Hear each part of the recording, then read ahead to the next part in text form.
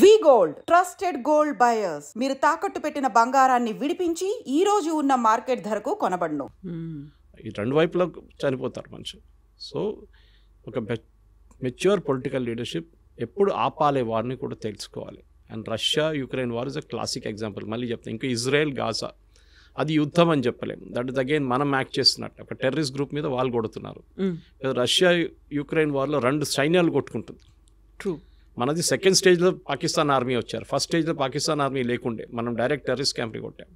So political mature లీడర్షిప్లో చాలా బాగా చేశారు మోదీ గారు. ఎక్కడ ఆపాలని ఆయనకు తెలుసు. సో ఇప్పుడు పాజ్ బటన్ ప్రెస్ చేశారు. కానీ మీకు గుర్తుంటుంది, దీనికన్నా ముందు మన ఫస్ట్ వార్ ఈ టెన్షన్ స్టార్ట్ అయినప్పుడు పెహల్గామ్లో మన ఇండస్ వాటర్ ట్రీటీ ఆపేశాం. దానికి కూడా ఒక పాజ్ బటన్ ప్రెస్ చేశాం.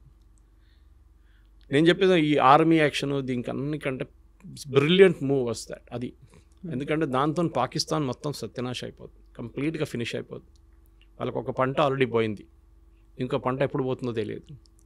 ఎందుకంటే పాకిస్తాన్లో అన్నిటికంటే ఫర్టైల్గా ఏరియా పంజాబ్, పాకిస్తాన్ పంజాబ్. మీకు సింధ్లో కొంచెం ఉంది, కానీ బలూచిస్తాన్ వైపు అసలు మొత్తం డెజర్ట్ లాగా ఉంటుంది. ఇటువైపు ఖైబర్ పఖ్తూన్ అక్కడ కూడా ఎక్కువ ఏం లేదు. సో ఉన్నదంతా ఇక్కడే పంజాబ్లో. పాకిస్తానీ పంజాబ్ చాలా ఫర్టైల్, మన దగ్గర లాగానే, మన పంజాబ్ లాగా. అక్కడ వాళ్ళకి నీళ్ళు రాకపోతే వాళ్ళు కంప్లీట్, వాళ్ళు అసలు ఇప్పుడే ఏం లేదు తినడానికి, ఆట లేదు, ఏం లేదు, వాళ్ళు కొట్టుకుంటున్నారు అక్కడ. అసలు వాళ్ళు కంప్లీట్గా డిస్ట్రాయ్ అయిపోతారు. దానికోసం మీకు గుర్తుంటుంది, గుర్తు చేయండి, ఈ స్టార్ట్ చేసినప్పుడు ఏమన్నారు, నీళ్ళు ఆపేస్తే అది యుద్ధం అన్నారు. అక్కడ అంతా వాళ్ళకి తెలుసు అది ఇంపాక్ట్ అంటే. ఇప్పుడు అడుగుతున్నారు, రిక్వెస్ట్ చేస్తున్నారు ఇండియన్ గవర్నమెంట్, మనం నెగోషియేట్ చేద్దాం. ఎందుకంటే 1960లో సైన్ చేసిన అగ్రిమెంట్ ఇది. అప్పుడు మనం 80% నీళ్ళు వాళ్ళకి ఇస్తున్నాం అని చెప్పి అగ్రిమెంట్ సైన్ చేసుకుని చాలా పెద్ద తప్పు అది. Now that mistake has been corrected. మన పాపులేషన్ మారిపోయింది, మాకు కూడా దానికి రైట్స్ ఉన్నాయి. ఎందుకు లేదు? నేను if you see the river, నేను లే లదాఖ్ వెళ్ళినప్పుడు చూశాను, చాలా బాగుంటుంది, బ్యూటిఫుల్ ఉంటుంది, డెసలేట్. అక్కడ టిబెట్ నుంచి వస్తుంది అది వచ్చి ఇండస్ రివర్ మెయిన్ సిస్టమ్ అక్కడ. అది కాకుండా మనకు 3 వెస్టర్న్ ఫ్లోయింగ్ రివర్స్ ఉంది including Indus, 3 eastern flowing rivers ఉంది through Punjab. So Indus, Beas, Sutlej, Yamuna అన్నీ, that is a continuous link అన్నమాట. మనం నీళ్ళు ఇప్పుడు ట్యాప్ లాగా ఆఫ్ చేయలేము దాన్ని, ఇండస్ని. It's a big system. కానీ ఈ యుద్ధంలో ఐ థింక్ లిమిటెడ్ ఆబ్జెక్టివ్స్ ఏమేమి ఉన్నా మనం అన్ని సెకండ్ మనం వ్యాలిడేట్ చేసుకున్నాం మన ఎక్విప్మెంట్ ఎట్లా పనిచేస్తుంది అని. ఈ యుద్ధంలో మీరు ఎక్కడైనా సోల్జర్స్ తుపాకీలు తీసుకొని అక్కడ పరిగెత్తడం చూసారా అటువైపు, లేకుంటే ట్యాంకులతో చూసారా? టిపికల్ వార్ లేదు, అన్నీ చూస్తాం మనం. కానీ యుద్ధం మారిపోయింది, స్ట్రాటజీస్ మారింది, అండ్ మోర్ ఎక్విప్మెంట్. ఈ యుద్ధం ఎట్లా నడుస్తుంది అనేది కాన్సెప్ట్ మారిపోయింది. అది యుక్రెయిన్ రష్యా వార్లో తెలిసిపోయింది. ఈవెన్ ఇజ్రాయలీ గాజాలో కూడా హూతీస్ మిసైల్ ఫైర్ చేస్తున్నారు, ఇరాన్ మిసైల్స్ ఫైర్ చేస్తున్నారు, లెబనన్ వాళ్ళు ఫైర్ చేస్తున్నారు, ఇక్కడ హమాస్ వాళ్ళు ఫైర్ చేస్తున్నారు మిసైల్స్. ఇజ్రాయెల్ ఏమో దాన్ని ఆడుకుంటుంది. వాళ్ళు ఐరన్ డోమ్ కానివ్వండి, డేవిడ్ స్లింగ్ అండ్ పేట్రియట్, వాళ్ళ దగ్గర 3 డిఫెన్స్ సిస్టమ్స్ ఉన్నాయి, ఎయిర్ సిస్టమ్స్. ఒకటి 60 కిలోమీటర్ దాకా, ఒకటి 200 కిలోమీటర్ల దాకా, ఇంకోటి ఇంటర్కాంటినెంటల్ బ్యాలిస్టిక్ మిసైల్ డీల్ చేయడానికి పేట్రియట్. మన దగ్గర కూడా అదే, మన దగ్గర కూడా 3 డిఫరెంట్ టైప్స్ ఆఫ్ 4 ఉన్నాయి మన దగ్గర. ఆకాశ్ నుంచి మన నార్మల్ యాంటీ ఎయిర్క్రాఫ్ట్ గన్ నుంచి అక్కడి నుంచి మొదలవుతుంది అనమాట. Last one is SU-400. So మన దగ్గర అన్ని ఎక్విప్మెంట్ వ్యాలిడేట్ అయిపోయింది.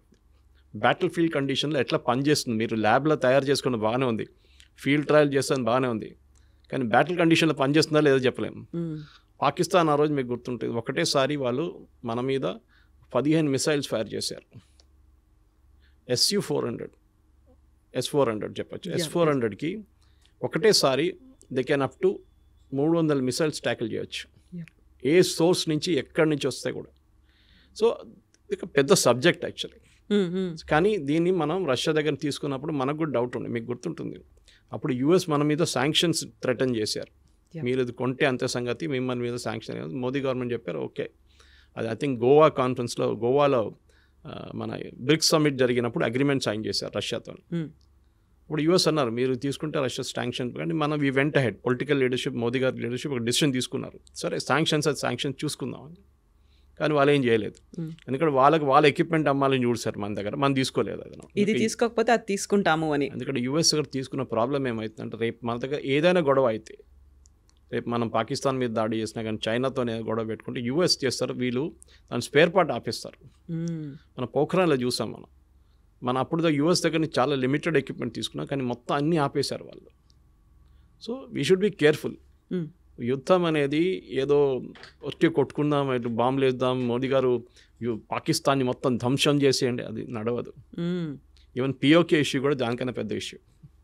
కాకపోతే ఇప్పుడు ఇంత అయిన తర్వాత సడన్గా విక్రమ్ మిస్త్రీ గారి మీద పడ్డారు. ఆయన అబ్యూజివ్ కామెంట్స్ అనేవి ఉన్నాయి, ట్రోల్స్ అనేవి ఉన్నాయి. ఏం జరుగుతుంది అనేది క్లారిటీ మిస్ అవుతోందా, లేకుంటే they are in a mood, at any cost మనం వెళ్ళిపోవాలి, కొట్టేయాలి, స్వాధీనం చేసుకోవాలి, ఈ ఒక ఎమోషన్ని క్రియేట్ చేసింది ఆ అట్మాస్ఫియర్ ఎందువల్ల అంటారు? ఇప్పుడు ఏమైపోతుందంటే ఇది ఒకటే ఇష్యూ కాదు, క్రికెట్ మ్యాచ్ నడుస్తున్నప్పుడు ఇదే ఇష్యూ ఉంటుంది. ఒక క్రికెట్ మ్యాచ్ ఓడిపోతే సంగతి అంతే, వీళ్ళందరూ కలిసి ధోని మీదనో కెప్టెన్ ఎవరున్నారు విరాట్ కోహ్లీయా లేకుంటే రోహిత్ శర్మ ఇవే పడతారు వీళ్ళందరూ కలిసి. సో మన దగ్గర ప్రాబ్లం ఏంటంటే నేను చెప్పాను చూడండి, మన దగ్గర డ్రాయింగ్ రూమ్లో కూర్చొని ఐపీఎల్ చూసుకుంటా ధోని దగ్గర బ్యాటింగ్ ఎట్లా చేయాలని చెప్తారు మన వాళ్ళు. True, they are all experts. ఒక వీక్ బడ్జెట్ వచ్చినప్పుడు అందరు బడ్జెట్ ఎక్స్పర్ట్స్, ఫైనాన్స్ ఎక్స్పర్ట్స్ అయిపోతారు. క్రికెట్ మొదలైతే అందరు క్రికెట్ ఎక్స్పర్ట్స్ అయిపోతారు. దాని తర్వాత ఇప్పుడు యుద్ధం వచ్చినప్పుడు అందరు యుద్ధం అన్ని వార్ ఎక్స్పర్ట్స్ అయిపోతారు. మీరు కూర్చొని మోదీ గారికి అడ్వైస్ ఇవ్వక్కర్లేదు. మీరు చూసుంటారు పెహల్గాం జరిగిన తర్వాత 5 రోజుల తర్వాత చాలామంది నా దగ్గర స్టూడియోస్లో అడిగారు ప్రశ్న, మోదీ గారు ఏంటి ఏం చేయట్లేదు, ఎందుకంత సైలెంట్గా ఉన్నారు, హిందీలో అడిగారు నా దగ్గర, మోదీ బాంబ్ క్యో నీ దాల్రా. నేను చిన్నపిల్లల ఆట కాదు ఇది. ఫస్ట్ ఆఫ్ ఆల్ ప్లానింగ్ ఉండాలి, దీనికి ఇంటెలిజెన్స్ ఉంటుంది.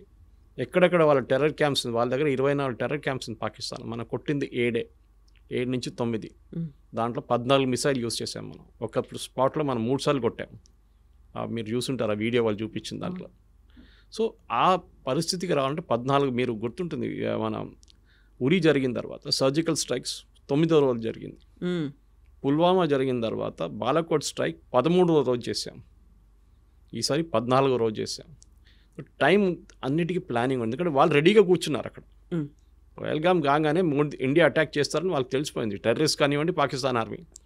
కానీ ఒక వారం తుపాకీ కూర్చొని పట్టిన మనిషి ఒక వారం తర్వాత అంటాడు ఏంటి ఎవరు రావట్లేదు, ఇది బోర్ కొడుతుంది కదా, మనం ఎంత కూర్చోవాలి చెప్పేసి పక్కన రిలాక్స్ అయిపోతారు. ఆ టైంలో కొట్టాలి. That is very important. Sunzi అని చెప్పి చైనీస్ ఫిలాసఫర్ ఉన్నారు, చాలా ఫేమస్, మీరు చదువుంటారు, ఆర్ట్ ఆఫ్ వార్ అనే ఒక బుక్ రాశారు. దాంట్లో he always says you should catch the enemy unprepared. చాలా ఇంపార్టెంట్. ప్రిపేర్డ్ ఉన్నప్పుడు మనం మిసైల్ ఫైర్ చేస్తే వాళ్ళు ఫైర్ చేస్తారు, మనకేం అడ్వాంటేజ్, మళ్ళీ మన మీద ధ్వంసం ఎక్కువైపోతుంది. సో వాళ్ళు ఈ షుడ్ మొత్తం ప్లానింగ్ చేసుకున్న తర్వాత డీటెయిల్ ఇంటెలిజెన్స్ వచ్చిన తర్వాత మనకు కరెక్ట్గా హిట్ చేసాం. వాళ్ళు కూడా అడ్మిట్ చేస్తున్నారు ఇంతమంది చనిపోయారని చెప్పి. ఒక ప్లేస్లో అయితే ఏదో మస్జిద్ లోపల మహిళలు పిల్లలు అందరు చనిపోయారన్నారు. రాత్రి 1 గంటకు ఈ మహిళలు పిల్లలు మస్జిద్ లోపల ఏం చేస్తున్నారండి, ఎందుకున్నారు అక్కడ? అక్కడే మీకు క్వశ్చన్ వచ్చేది. ఇట్ వాజ్ నాట్ ఎ మస్జిద్ పేరు పెట్టుకున్నారు అంతే. అది ప్లేస్ చూడండి, అది ఇప్పుడు మీరు గూగుల్కి వెళ్ళి ఆ మస్జిద్ పేరు కొడితే పర్మనెంట్లీ క్లోజ్డ్ అని వస్తుంది. సో మొన్న కూడా పాకిస్తాన్ ప్రైమ్ మినిస్టర్ వెళ్ళి మేము మళ్ళీ మస్జిద్ని కట్టేస్తాం మళ్ళీ మొత్తం, అంటే వచ్చిన ఫండ్స్ IMF దగ్గర నుంచి ఫండ్ దీనికి వాడుకుంటారు వాళ్ళిగా. మనకు ప్రాబ్లం లేదు, వాళ్ళు ఏమని చేసుకోవచ్చు. ప్రాబ్లం ఈజ్ పాకిస్తాన్ ఆర్మీకి సర్వైవ్ చేయడానికి టెర్రరిజం కావాలి వాళ్ళకి. ఇప్పుడు కాదు, 35 సంవత్సరాల నుంచి చేస్తున్న పని వాళ్ళది.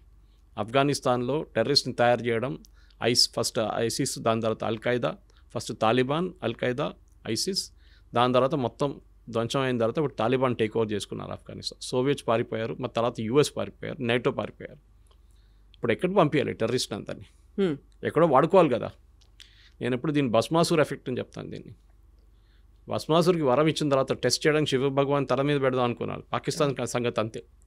ఇప్పుడు పాకిస్తాన్ తల మీద తేరికా తాలిబాన్ వచ్చి కొడుతున్నారు, అటువైపు నుంచి బలూచిస్తాన్ వాళ్ళు కొడుతున్నారు, ఇటువైపు టెర్రరిస్ట్ కూర్చున్నారు. వాళ్ళు అంటున్నారు మనం ఇండియాకి పోకపోతే మేమేం చేయాలంటున్నారు. ఏం పని ఉంది మాకు ఇక్కడ అండి. సో దే ఆర్ సర్వైవింగ్ దానికోసం. చూడండి పాకిస్తాన్ ఆర్మీ, పాకిస్తాన్ పొలిటీషియన్స్ అందరూ వచ్చేది పంజాబ్ నుంచి, పంజాబ్ నుంచి 90%. ఒక ఎక్సెప్షన్ ఇమ్రాన్ ఖాన్ అట్లాంటి వాళ్ళు ఉండొచ్చు, కానీ మిగతా అందరూ అక్కడి నుంచి వస్తారు. వీళ్ళకి మాఫియా, వాళ్ళు అక్కడే ఎన్షూర్ చేసుకుంటారు. ఈ ఏరియా నుంచి వచ్చిన వాళ్ళే. మీరు ఎప్పుడైనా ఖైబర్ పఖ్తూన్వా లేకుంటే బలూచిస్తాన్ నుంచి ఒక ప్రధానమంత్రి, ఒక ఆర్మీ చీఫ్ పేరు విన్నారా? ఎప్పుడు లేదు. వీళ్ళు అక్కడి నుంచి ఉంటారు. సో వీళ్ళని మనం ఈసారి కొట్టినప్పుడు భావాల్పూర్ కొట్టాం మనం, which was a very emotional hit for them. ఎందుకంటే వాళ్ళు ఎప్పుడు అనుకోలేదు మనం కొడతామని. పాకిస్తాన్ వైపు, అది కూడా పాకిస్తాన్ పంజాబ్లో అటాక్ చేయడం అని చాలా, వాళ్ళు ఎప్పుడు వాళ్ళ డ్రీమ్స్లో కూడా కళ్ళు కూడా రాదు వాళ్ళకి. కొట్టాం మనం. అదొక సైకలాజికల్ బ్లో ఉండేవారు. దాని తర్వాత మీకు తెలుసు రెస్ట్ ఆల్ ఈజ్ హిస్టరీ అని చెప్పేటట్లు మనం చాలా కొట్టాం. దాని తర్వాత వాళ్ళు వచ్చి మన ద్వారా మా విరామణ చేసుకుందాం, మనకు ఇప్పుడు ఒక ఒప్పందం లాగా చేసుకుని, ఒప్పందం ఎక్కడ సైన్ చేయలేదు. We're not signed any agreement. కానీ ఇప్పటికీ ఒక స్టేల్ మేట్, ఇప్పుడేం లేదు. ఒక టైమ్అవుట్ అంటారు ఫుట్బాల్లో, టైమ్అవుట్ తీసుకున్నాం. అది 5 నిమిషాలు ఉండొచ్చు, 5 రోజులు ఉండొచ్చు, 5 నెలలు ఉండొచ్చు, 5 సంవత్సరాలు ఉండొచ్చు. ఏ రోజు మన మీద నెక్స్ట్ దాడి జరిగిందో ఆ రోజు మనం వి విల్ హిట్ బ్యాక్. ఇప్పుడు పహల్గామ్ జరిగి ఆల్మోస్ట్ నెల కాబోతుంది. మీరు చూడండి, ఒక్క అటాక్ కూడా మనమే జరగలేదు. జరిగితే Modiji will give next authorisation, కొట్టండి ఈసారి అని చెప్పేసి. ఆల్రెడీ వాళ్ళ చాలా మటుకు ధ్వంసం చేస్తాం, వాళ్ళ ఎవాక్స్ని ధ్వంసం చేస్తాం, వాళ్ళ ఫైటర్ ఎయిర్క్రాఫ్ట్ని ధ్వంసం. వాళ్ళు కూడా చాలా మటుకు కాంట్రవర్సీ క్రియేట్ చేశారు. మేము రఫాల్ 5 రఫాల్, 1 రఫాల్, 3 సుఖాయిలు, 2 మిగ్లు కొట్టి పడేస్తామని చెప్పేసి.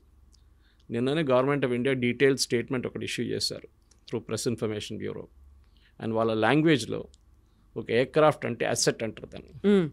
All our assets are intact అని చెప్పి పెద్దగా సపరేట్గా ఇచ్చారు వాళ్ళకి బాక్స్ లైన్లో. మనది ఒక ఎయిర్క్రాఫ్ట్ కూడా పోలేదు, ఒక ఎయిర్ఫీల్డ్ కూడా అటాక్ కాలేదు. దానికోసం మీరు చూసుంటారు, మోదీ గారు కాగానే, ఈ సీజ్ ఫైర్ కాగానే మోదీ గారు ఫస్ట్ విజిట్ ఆదంపూర్కి వెళ్ళారు. Adampur second biggest air force base మనది.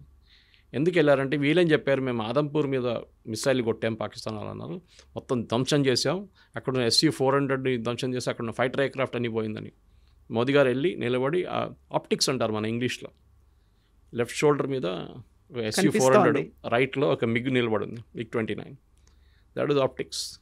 మోదీ గారు వచ్చింది ఆయన నార్మల్ ఎయిర్క్రాఫ్ట్లో కాదు, మిలిటరీ ఎయిర్క్రాఫ్ట్లో ల్యాండ్ అయ్యారు. అంటే runways working, systems are working, లేకుంటే ల్యాండ్ గారు. అదే టైంలో Pakistan army chief, Pakistan prime minister మన ఏదో వాళ్ళ బేస్కి వెళ్ళారు, ఎయిర్ ఫోర్స్ బేస్కి వెళ్ళలేదు, ఆర్మీ బేస్కి వెళ్ళారు. అది కూడా ఎట్లా వెళ్ళారు, జీప్లో వెళ్ళారు. దట్ మీన్స్ వాళ్ళ దగ్గర ఉన్న ఎయిర్ ఫోర్స్ బేస్ ధ్వంసం అయిపోయింది, అక్కడ ల్యాండ్ చేయలేమని చెప్పి చాలా క్లారిటీ వచ్చేస్తున్నారు. సో యుద్ధం అనేది మన వాళ్ళు కూడా దే షుడ్ అలౌ పొలిటికల్ ఎస్టాబ్లిష్మెంట్ని వాళ్ళ పని చేయనియండి, వాళ్ళకి తెలిసి ఏం చేయాలని చెప్పి. విక్రమ్ మిస్త్రీ గారి మీద చేసిన దాడి ఐ థింక్ మన దేశంలో ఒక కల్చర్ అయిపోయింది. ఎవరైనా మీ ఒపీనియన్కి వ్యతిరేకంగా ఏమైనా చెప్పారంటే వాళ్ళ మీద ట్రోల్ చేస్తారు. He's only a messenger. ఆయన ఒక స్టేట్మెంట్ తీసుకొచ్చి చెప్పారు అంతే. ఆయన కాదు డిసైడ్ చేసింది, పొలిటికల్ లీడర్షిప్ డిసైడ్ చేశారు. He's a messenger. ఇంగ్లీష్లో అంటారు ఇప్పుడు డోంట్ షూట్ ద మెసెంజర్ అని. మనం చేసిన పని అది. మనం తెలియదు. Of course his daughter used to represent రోహింగ్యాని రిప్రజెంట్ చేస్తుందంటే అది ఇంకో పొలిటికల్ కేసు, అది సపరేట్. చాలామంది పిల్లలు ఇప్పుడు మన కూతురు కానీ కొడుకులు కానీ వాళ్ళ ఫిలాసఫీ ఉంటుంది వాళ్ళకి, మనం ఆపలేం వాళ్ళని. దాన్ని బట్టి మన పేరెంట్స్ మీద ఎందుకు పడ్డాలి. అది అఫ్కోర్స్ అమ్మాయి మీద కూడా దాడి చేస్తారు, చాలా ట్రోల్ చేశారు, ఆమెని మళ్ళీ ఆమె అకౌంట్ ప్రైవేట్ చేసేసింది. కానీ ఇది మెచ్యూరిటీ లేదు. ఇక్కడ కూడా చూపి ఈ సోషల్ మీడియా ప్రాబ్లం ఏంటి నేను ఎప్పుడు చెప్తూ ఉంటాను. మీరు వాట్సాప్లో ఒక మెసేజ్కి 10 రూపాయలు అనే కండిషన్ పెట్టండి, రేపటి నుంచి మొత్తం వాట్సాప్ మెసేజ్లు బంద్ అయిపోతాయి అన్నీ. అందరూ ఇప్పుడు ఫ్రీ ఉందని చెప్పి జియో వచ్చి ఇంత ఫ్రీ డేటా ఇచ్చిన తర్వాత ఏం చేయాలని తెలియదు. 5 నిమిషాలు దొరికితే ఏదో వీడియో చూస్తుంటారు మన వాళ్ళు. మీరు ఎక్కడికైనా వెళ్ళండి, మెట్రో చూడండి, వర్క్ సైట్కి వెళ్ళండి, ఇది ప్రాబ్లం అనమాట. ఏదో వీడియోలు పొద్దున్న సాయంత్రం దాకా ఫార్వర్డ్ చేస్తూనే ఉంటారు. ఒకటే వీడియో మీ 100 చోట్ల నుంచి వస్తుంది మీకు. ఎందుకంటే ఆ వాడడానికి మీకు తెలియట్లేదు, మెచ్యూరిటీ లేదు దాంట్లో. ఇప్పుడు నాకు కూడా వస్తుందండి, మీకు చెప్పినట్టు పొద్దున్న నుంచి సాయంత్రం దాకా ఒక 20 మీడియా గ్రూప్స్ ఉంది, దాన్ని అందరూ వీడియోలు పడేస్తున్నట్టు పొద్దున్న నుంచి. వస్తే డిలీట్ చేసుకుంటూ వెళ్ళిపోతాను నేను. కానీ కొన్ని సైట్స్, కొన్ని గ్రూప్స్ ఉన్నాయి వేరే నో సీరియస్ డిస్కషన్ నడుస్తుందని, అది నేను రిటైన్ చేసుకుంటాను, టైం దొరికినప్పుడు చూసుకుంటాను. అదనమాట. ఇది మనం మెచ్యూరిటీ ఉన్నప్పుడు చేయాల్సింది. ఏదో వీడియో వచ్చిందని చెప్పి ఫార్వర్డ్ చేయడం కాదు, ఏదో వీడియో వచ్చిందని చెప్పి రియాక్ట్ చేయడం కాదు, మిస్రీ గారు వచ్చి ఒక స్టేట్మెంట్ ఇచ్చినప్పుడు ఆయన మీద దాడి చేయడం కాదు. ఈ సేమ్ విత్ మోదీజీ గారు. ఎందుకు సీజ్ ఫైర్? మీకు ఏం తెలుసు యుద్ధం గురించి? బంగ్లాదేశ్ యుద్ధం గురించి తర్వాత మనం బ్యాంక్రప్ట్ అయిపోయాం యాజ్ అ నేషన్. చెప్పాను చూడండి, కంప్లీట్గా బ్యాంక్రప్ట్. 5 సంవత్సరాలు మనకు బయటపడడానికి టైం తీసుకున్నాం, ట్యాక్స్ పెంచాల్సి వచ్చింది. రేపు ఇదే చెప్తారు మోదీ గారు, సరే యుద్ధం చేద్దాం పాకిస్తాను, పనిచేస్తాను, పెట్రోల్లో 10 రూపాయలు పెంచేస్తానంటే అందరు ఏడుస్తారు, వద్దు నాకు యుద్ధం వద్దు ఏమొద్దు అంటారు. అప్పుడు ఇది ప్రాబ్లం. అది యుద్ధం ఫ్రీగా నడవదు కదా, దానికి డబ్బులు కావాలి. నేను చెప్పినట్టు మిసైల్ ఫైర్ చేయాలన్నా కానీ మిగతా ఏం చేయాలన్నా మనకు డబ్బులు కావాలి. సరే మనం అప్పుడు చేసాం కూడా, we had put a cess at that time. చైనాతో జరిగినప్పుడు సెస్ పెట్టాం మనం, డబ్బులు కావాలి కదా. ఇప్పుడు అందరూ అంటున్నారు మేము GST కడుతున్నాం కదా, బాగా చేశారు మీరు, GST బాగానే వాడుకుంటున్నారని చెప్పి. ఏది తెలియదు అసలు. ఎక్విప్మెంట్ ఎప్పుడు కొన్నాము, ఇప్పుడున్న మన దగ్గర అకాక్ గన్స్ అంటాం, మన యాంటీ ఎయిర్క్రాఫ్ట్ గన్స్ ఎప్పటి నుంచో వాడుకుంటున్నాం, ఆకాష్ తీర్ తయారు చేసాం, మన నాలెడ్జ్ వాడుకున్నాం మనం. ఈసారి ప్రతిసారి ఇంకొక కామెంట్ వస్తుంది, ఆరోపణ వస్తుంది, అన్నిటికంటే ఎక్కువగా డిఫెన్స్ కోసం ఎందుకంత ఖర్చు పెడుతున్నారు, రక్షణ బలగాల మీద అంత ఖర్చు పెట్టి బడ్జెట్ కేటాయించాల్సినటువంటి అవసరం ఏముంది అనే ఒక మాట ఉంటుంది చూడండి. ఈసారి ఇప్పుడు ఎవరైనా చెప్తారా నెక్స్ట్ బడ్జెట్లో పెంచమంటారు. చాలామంది నా ఫ్రెండ్స్ రాసుకున్నారు, ఆ. కావాలంటే ఫండ్ ఎస్టాబ్లిష్ చేసే గవర్నమెంట్ మేము డొనేట్ చేస్తాం అని చెప్పి. ఓకే. చూడండి, మూడు మారిపోయింది ఇప్పుడు సడన్గా. ప్రాబ్లం ఎక్కడ వస్తుందంటే ఫస్ట్ ఆఫ్ ఆల్ ఈ లిమిటెడ్ ఎంగేజ్మెంట్లో చాలా ఒక పెద్ద అది చాలామంది ప్రేక్షకులు అది చూడలేదు. ఈవెన్ ఈ డిఫెన్స్ కాల్డ్ డిఫెన్స్ ఎక్స్పర్ట్ కూడా మాట్లాడలేదు. మన దగ్గర ఈసారి ఈ ఆకాష్ తీర్ కానివ్వండి, యాంటీ ఎయిర్క్రాఫ్ట్ గన్స్ వాడింది అగ్నివీర్ అని చెప్పి యంగ్స్టర్స్ని తీసుకున్నారు లాస్ట్ 3-4 సంవత్సరాలు. వాలంటీర్స్ లాగా వాళ్ళు there limited service, short service commission అంటాం మిలిటరీలో. ఈవెన్ ఆఫీసర్స్ కూడా షార్ట్ సర్వీస్ కమిషన్ చేసుకుంటారు చాలామంది. మేజర్ లెవెల్లో they will retire and civil లైఫ్లో వెళ్ళిపోతారు. అగ్నివీర్ తీసుకొచ్చి ఎంత పెద్ద గొడవ చేసాం మీకు గుర్తుంటుంది. రాహుల్ గాంధీ కానీ మిగతా వాళ్ళు కానీ ఇక్కడ తగలబెట్టారు, ఫైరింగ్ జరిగింది. ఈ యంగ్స్టర్ ఇప్పుడు వస్తున్న యంగ్స్టర్స్కి వాళ్ళ దగ్గర స్కిల్ ఉంది, టెక్నికల్ స్కిల్. మీరు చూడండి, ఐటీఐలో వెళ్ళి ఎక్కడో చదువుకుంటాడు, అందరు ఇంజనీర్లు కాదు కదా, కొంతమంది ఉండొచ్చు. ఈ చేసుకున్న వాళ్ళు ఎందుకంటే నాకు తెలిసిన ఒక బ్రిగేడియర్ ఎక్కడ ఉన్నప్పుడు Secunderabad, he was training Agniveer and he told me, ఆయన చెప్పారు నా దగ్గర, సురేష్ వీళ్ళంతా బ్రిలియంట్ తెలుసా, వీళ్ళకి ఒక ట్యాంక్ ఇచ్చి 2 నెలలు మీరు ట్యాంక్ మీద పనిచేయండి, దాన్ని తిప్పి మొత్తం అక్కడ ఇప్పి ఎక్కడ పెట్టండి అంటే తర్వాత మొత్తం ట్యాంక్ నిప్పేసి రిటర్న్ ఫిట్ చేస్తారు నెల లోపల అంటున్నారు. మా దగ్గర 40 సంవత్సరాల నుంచి ఉన్న వాళ్ళకి చేయలేకపోతున్నారు. సో ఈ యంగ్స్టర్స్ ఉన్నాయి ఇప్పుడు తీసుకునే యంగ్స్టర్స్, వాళ్ళు చాలా మట్టుకు టెక్నాలజీతో ఫ్రీక్వెంట్గా వాళ్ళు హ్యాండిల్ చేస్తూనే ఉంటారు. వేరస్ ఈ ఓల్డర్ జనరేషన్కి ఆ కేపబిలిటీ లేదు. నెక్స్ట్ మన ఆర్మీ యావరేజ్ ఏజ్ కూడా తగ్గింది, పెన్షన్స్ అండ్ శాలరీస్ అది కూడా తగ్గింది. పెద్ద ఆర్మీ ఇప్పుడు చూస్తున్న ఇట్లాంటి యుద్ధాల్లో మనకు పెద్ద ఆర్మీ ఏం అక్కర్లేదు. మనకు కావాల్సింది టెక్నాలజికలీ కాంపిటెంట్గా ఉన్న మనుషులు కావాలి, అబ్బాయిలు అమ్మాయిలు కానీ. ఇప్పుడు కూడా జరిగిన ఈ యుద్ధంలో నాకు తెలిసిన మట్టుకు కాన్ఫిడెన్షియల్ సోర్స్ నుంచి చాలా ఈ కంట్రోల్ రూమ్స్ హ్యాండిల్ చేసింది వాస్ విమెన్. ఎందుకంటే వాళ్ళు కూడా టెక్నికలీ కేపబుల్గా చాలామంది ఉన్నారు. సో అది మీరు either it be ATCs or అక్కడ కూర్చొని డ్రోన్ హ్యాండిల్ చేస్తున్న వాళ్ళు ఉండొచ్చు, మిసైల్ ఫైర్ చేస్తూ ఉండొచ్చు. వీళ్ళందరూ రాడార్ని కాన్సిస్టెంట్గా చూస్తూనే ఉన్నారు. అది ఒక కేపబిలిటీ, అనలైజ్ చేయడం, ఏ మిసైల్ ఎక్కడ ఫైర్ చేయాలని చెప్పేసి, అది ఎక్కడి నుంచి వస్తుంది, ఎంత స్పీడ్లో వస్తుంది ఆ మిసైల్ అని చెప్పేసి, it coming at 2.5 times the speed of sound, లేదు నార్మల్ మిసైల్ పంపిస్తున్నారా, బ్లాండ్ డ్రోన్ పంపిస్తున్నారా, లోడెడ్ డ్రోన్ పంపిస్తున్నారా, దీస్ ఆల్ అనలైజ్ చేయాల్సి వస్తుంది అనమాట. సో మీకు టెక్నికలీ కాంపిటెంట్ యంగ్స్టర్స్ కావాలి ఆర్మీలో. సో నేను నెక్స్ట్ జనరేషన్ రిక్రూట్ చేస్తున్నాడు కావాలంటే కంపల్సరీగా మినిమం ఐటీఐని పెట్టండి. అట్లీస్ట్ ఐటీఐలో కొంతమంది వెళ్ళి చదువుకుంటారు. ఇప్పుడు ఐటీఐకి వెళ్ళినోడు ఏం పని లేనోడు అక్కడికి వెళ్తారని చెప్పి ఒక కాన్సెప్ట్ వచ్చేస్తుంది అనమాట. అది కాకుండా ఇప్పుడు ఇట్లా చూపిస్తే కొత్తగా ట్రైనింగ్, ఆర్మీ వాళ్ళు కూడా వాళ్ళ ఎక్విప్మెంట్ ఇచ్చి ట్రైనింగ్ చేపిస్తే ఐటీఐలో రెడీమేడ్గా వాళ్ళకి ప్రోడక్ట్స్ దొరుకుతారు, వాళ్ళకి ఒక టాలెంట్ వచ్చేస్తుంది, మ్యాన్ పవర్ వచ్చేస్తుంది వాళ్ళకి. ఇది జరగాలి. సో ఫ్యూచర్ ఆఫ్ వార్ఫేర్ అనేది ట్యాంకులు కాదు, ఉంటుంది ట్యాంక్ లేదని చెప్పట్లేదు, ఈవెన్ సోల్జర్స్, ఇన్ఫెంట్రీ కాదు, ఉండొచ్చు, అది కూడా ఉంటుంది, ఇన్ఫెంట్రీ యూస్ ఇన్ఫెంట్రీకి ఉంటుంది. కానీ మనం జాగ్రఫీ కోసం వెళ్ళట్లేదు. రష్యా యుక్రెయిన్ జాగ్రఫీ కోసం కొట్టుకుంటున్నారు. మేము 100 కిలోమీటర్లు గుంజుకుంటాం మీ దగ్గర నుంచి, వీళ్ళేమో మేము దగ్గర నుంచి 100 కిలోమీటర్లు గుంజుకుంటాం. మనకు ఆ ప్రాబ్లమే లేదు. మీరు పిఓకే గురించి రెఫరెన్స్ చెప్పారు ఒకసారి. పిఓకే తీసుకోవడం చాలా ఈజీ, మాట్లాడడం again drawing room situation. PoK గుంజుకుందాం మనం. ఈవెన్ అప్పుడప్పుడు అమిత్ షా గారు కూడా అన్నారు, ఫస్ట్ ఆఫ్ ఆల్ పిఓకే తీసుకుంటే అక్కడున్న టెర్రరిస్ట్ని మొత్తం మనం తీసుకోవాలి కదా. అవును కదా. అక్కడున్న ముస్లిం పాపులేషన్ మనతో వాడారు, వాళ్ళు పాకిస్తాన్ వాళ్ళు మన దగ్గరికి ఎందుకు వస్తారండి? ఆ కల్చర్ డిఫరెంట్గా ఉంది. కల్చర్ ఒకటే కాదు, ఇప్పుడు మీరు రేపు వెళ్ళి నేను బంగ్లాదేశ్ కాన్కర్ చేస్తాను అంటే బంగ్లాదేశ్ వాళ్ళు ఎందుకు వస్తారు భారతదేశంతో? రారు. వాళ్ళంటే మాది స్వతంత్రం, ఇది పిఓకే ఉండొచ్చు, పాకిస్తాన్ ఆక్యుపైడ్ కాశ్మీర్ ఉండొచ్చు, కానీ అక్కడ ఉన్న వాళ్ళు పాకిస్తానీ వాళ్ళు, ఇప్పుడు కాశ్మీర్ వాళ్ళు కాదు. అది జనరేషన్లు మారిపోయాయి. అక్కడ వాళ్ళు పాపులేషన్ రీసెటిల్ చేశారు. పంజాబ్ వైపు నుంచి, సింధు వైపు నుంచి చాలామందిని తీసుకొచ్చి రీసెటిల్ చేశారు పిఓకేకి. పాపులేషన్ మేట్రిక్స్ మారిపోయింది. రెండోది, మీరు ఇండియన్ పాపులేషన్ తీసుకుంటే ఇదే బీజేపీ వాళ్ళు ఏడుస్తారు రేపు, అరే అందరు ముస్లిమ్స్ వచ్చేసారు, 10 లోక్సభ సీట్లు వాళ్ళకి పోయింది ఇప్పుడు అని చెప్పేసి. సో మీరు ప్రాక్టికల్గా అగైన్ చెప్పడానికి చాలా ఈజీ. పిఓకేకి తీసుకుందాం, మోదీ గారు వెళ్ళండి, పంపి 2 బాంబులు పడేయండి, అది కాదు, అంత ఈజీ కాదు. మన దగ్గర ఉన్న కాశ్మీర్ని ముందు మేనేజ్ చేసుకుందాం మనం, తర్వాత పిఓకే గురించి మాట్లాడదాం. It's an unsettled issue. అది ఇప్పుడు కాదు, హిస్టారిక్లీ 1948లో రాజా హరి సింగ్ అడిగినప్పుడు నెహ్రూ హెల్ప్ చేయలేదు టైంలో. ఆ రోజు టైంలో హెల్ప్ చేసి ఉంటే ఇండియన్ ఆర్మీని పంపిస్తే మనకి పిఓకే ప్రాబ్లమే లేకుండా పిఓకే కూడా మన దగ్గర ఉండిపోతుంటాయి. అక్కడ ఉన్న 2 చోట్ల మనకు పనికి వస్తుంది. ఒకటి గిల్గిత్ బాల్టిస్తాన్, న్యాచురల్ రిసోర్సెస్ చాలా ఉన్నాయి అక్కడ, టంగ్స్టన్ కానివ్వండి, మీరు లిథియం కానివ్వండి, చాలా ఉంది అక్కడ. అది చైనాకి అమ్ముకున్నారు వీళ్ళు, పాకిస్తాన్. ఇప్పుడు చైనీస్ కంపెనీలు పనిచేస్తున్నాయి అక్కడ. దానికి ఒక్కటే ఇంట్రెస్ట్ ఉంది మనకి, అది వచ్చేస్తే మనం తీసుకుంటాం కావాలంటే. కానీ అంత ఈజీ కాదు. అక్కడ కూడా పొలిటికల్ మెచ్యూరిటీ ఉండాలి. సరే ఒక ప్రాబ్లం ఉంది, పిఓజేకే మన దగ్గర లేదు. ఒఫీషియల్లీ మనం 22 సీట్లు కూడా ఇచ్చేసాం జమ్మూ కాశ్మీర్ అసెంబ్లీలో. ఎవరు లేరు క్యాండిడేట్, కానీ 23 సీట్లు 22 సీట్లు ఇచ్చేసేవాళ్ళు. Let us wait. ఏదో ఒక రోజు అక్కడున్న ప్రజలు ఇప్పుడు బలూచిస్తాన్లో చేసినట్లు గొడవ చేసి వచ్చి మాకు భారతదేశంలో విలీనం అయిపోతాం, అటువైపు బారాముల్లా దాకా మీరు ట్రైన్ తీసుకొచ్చారు, వందే భారత్ తీసుకొచ్చారు, చెనాబ్ బ్రిడ్జ్ కట్టారు, ఇంత బాగుంది అక్కడ అన్ని డెవలప్మెంట్, మా దగ్గర ఇక్కడ ఏం లేవు, మేము మీ దగ్గరకు వచ్చేస్తామంటే అది డిఫరెంట్ మ్యాటర్. దెన్ అక్కడ ఉన్న సిటిజన్స్ రెబెల్ చేస్తారు. అప్పుడు ఏం చేస్తారు, ఆర్మీ వాళ్ళు ఫైర్ చేస్తారు, చాలామంది చనిపోతారు, మళ్ళీ అక్కడ గొడవ ఉంటుంది. అది మళ్ళీ వీరు యూఎన్కి వెళ్ళి చెప్తారు భారతదేశం మమ్మల్ని వచ్చి కాన్కర్ చేసుకుంది, మేము మీ పంజాబ్ పట్టుకుంటాం రేపని చెప్తారు. ఆల్ ప్రాబ్లమ్స్ కెన్ అకర్, అన్నీ జరగవచ్చు. సో ఒక పొలిటికల్ మెచ్యూర్ లీడర్షిప్లో మన ప్రేక్షకులు కూడా, మన సిటిజన్స్ కూడా మెచ్యూరిటీ ఉండాలి. మీరు చూడండి, ఓల్డర్ జనరేషన్ ఇట్లా బిహేవ్ చేయట్లేదు. వాళ్ళు చూశారు యుద్ధం అనేది అని, వాళ్ళు they have gone through it. నిన్ననే ఒక ట్వీట్ చూశాను, మా ఫ్రెండ్ ఎవరో పంపించారు. అది వాళ్ళ గ్రాండ్ మదర్కి ఫోన్ చేసి, అమ్మ నానమ్మ చూసుకో, ఇది సైరన్స్ వస్తుంది, సైరన్స్ వస్తే భయపడకు, ఏం చేయాలో డ్రిల్ వాళ్ళు చెప్పిస్తారంటే, నువ్వు ఏమి యుద్ధం చూసారా, నేను 3 యుద్ధాలు చూశాను, నీ కొత్తగా ఉండొచ్చు నాకు కాదని. సో వాళ్ళు they have gone through it.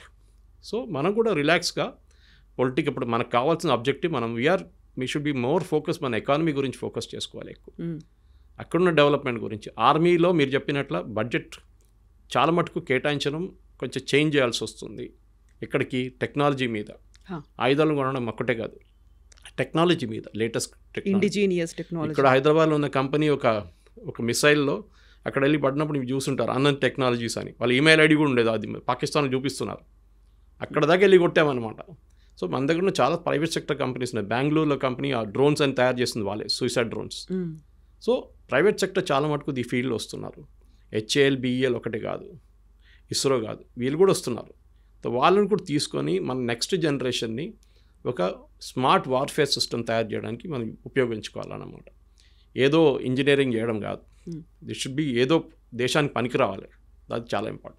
So bilateral రిలేషన్స్కి సంబంధించి చూస్తే ఇప్పుడు ఒక పాజ్ చేశాము అంటే వెనకాల ట్రంప్ ఉన్నారు, అమెరికా ఒత్తిళ్లకు తలొగ్గాము అనేది ఒకదాంతో పాటుగా ఇక్కడ ఉన్నటువంటి టర్కీ, అజర్బైజాన్ పాకిస్తాన్కి హెల్ప్ చేస్తున్నాయి కాబట్టి వాళ్ళతో అన్నిటినీ మనం స్టాప్ చేసుకున్నాము అనేది. బయలాటరల్ రిలేషన్స్ని ఎలా మెయింటైన్ చేస్తున్నాం మనం ఫర్దర్గా? మనకి ఇదే కాదు, భవిష్యత్తులో కూడా ఈ దేశాల అవసరం ఎప్పుడో ఒకసారి పడుతూ ఉంటుంది కదా. వాళ్ళతో విన్ విన్ సిచ్యువేషన్ అంటే ఎలా ఉండాలంటారు? టర్కీ ప్రాబ్లం ఇప్పుడు కాదు, చాలా పాత ప్రాబ్లం. టర్కీ వాళ్ళది ఒక కాన్సెప్ట్ ఏంటంటే, వాళ్ళు క్యాలిఫేట్ వాళ్ళే అంటున్నారు. అంటే ముస్లిం వరల్డ్ లీడర్షిప్ వాళ్ళు సౌదీ అరేబియా కాదని చెప్పి, ఇప్పుడు కాదు, అది ఒటమన్ ఎంపైర్ పడ్డప్పటి నుంచి ఉన్నది. ఒటమన్ ఎంపైర్ పడడానికి, హైఫా కాంకరింగ్కి భారతదేశానికి ఒక కనెక్షన్ ఉంది. Indian army soldiers, British Indian army సోల్జర్సే ఇది చేశారనమాట అప్పుడు వెళ్ళి అక్కడ.